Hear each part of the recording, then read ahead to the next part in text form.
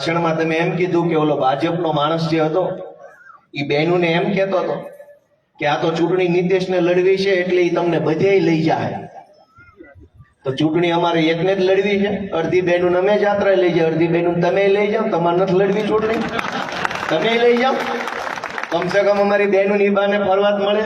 હું તમને વટથી કહી શકું કે હું વિસાવદર વિધાનસભાની ચૂંટણી જીત્યા પછી અમારા ભેસાણ તાલુકાના તમામ ગામની બહેનોને હું મારા ખર્ચે ગુજરાતની વિધાનસભા જોવા હમણાં જ લઈ ગયો હતો. તમને બધા સમાચાર મળ્યા કે નથી મળ્યા? બહેનોને મળ્યા કે ન મળ્યા? આખા તાલુકાના બધા ગામની બધા સમાજની બહેનોને હું લઈ ગયો અને બહેનોએ મને ન્યા વિધાનસભાના ઓટલે બેહીને એમ કીધું કે ભાઈ આ તું અમને પહેલી વાર કે અહીંયા લઈ આવ્યો ને પહેલી વાર આ બતાવ્યું. તે મેં હામું કીધું કે તમે મને પહેલી વાર અહીં લઈ આવ્યા છો. તમે મને પહેલી વાર ધારાસભ્ય બનાવ્યો, મેં તમને બતાવ્યો તો આપણું હામું થઈ ગયું પૂરું. પણ હસતા મચતા જે વાત એ છે કે તમારા મતથી જે ધારાસભ્ય બને એ પછી ક્યાં વયા જાય છે.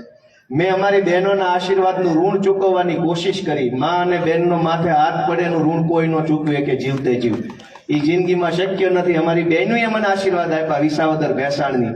મેં કીધું બહેનોનું ઋણ તો આપણે ઉતારી શકીએ નહીં, પણ વિધાનસભા બતાવું. અમારી ગામડાની બહેનો આખી પેઢીઓથી મજૂરી કરે, ખેતરોમાં આટા મારે. કેદી વિધાનસભા જોશે, કેદી મુખ્ય